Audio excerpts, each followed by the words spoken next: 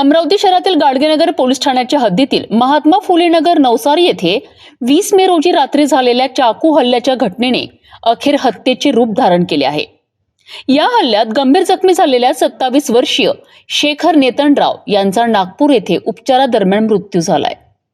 गेल्या 15 दिवसांपासून मृत्यूशी झुंज देत असलेल्या शेखर नेतनराव यांचा अखेर उपचारादरम्यान पहाटेच्या सुमारास अखेरचा श्वास घेतलाय।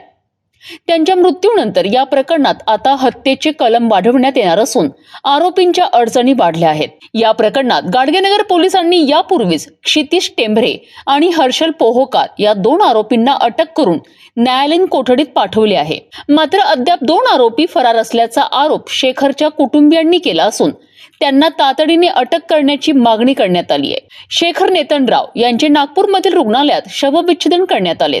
त्यानंतर कुटुंबियांनी थेट अमरावती पोलीस आयुक्तालय गाठले।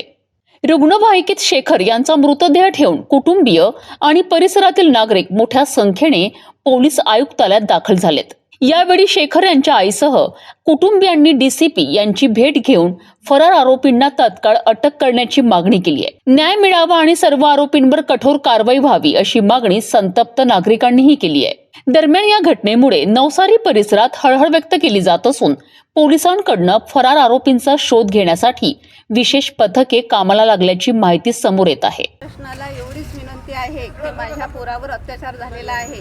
माझ्या पोरावर ज्या लोकांनी अत्याचार केला त्या लोकांना उमर कैद झाली पाहिजे असं माझं म्हणणं आहे।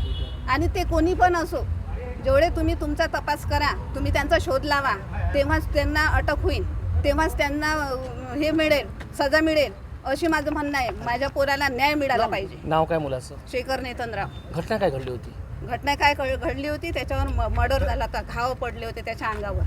आज तो 15 दिवसापासून मरणाशी झुंज देत होता। कोणीही प्रशासनानं लक्ष दिलं नाही किंवा विचारपूस करायला आले नाही प्रशासन। 4 दिवस 24 तारखेला एक पोलीस कॉन्स्टेबल विचारपूस करायला आले। तर मला न्याय पाहिजे, फक्त न्याय।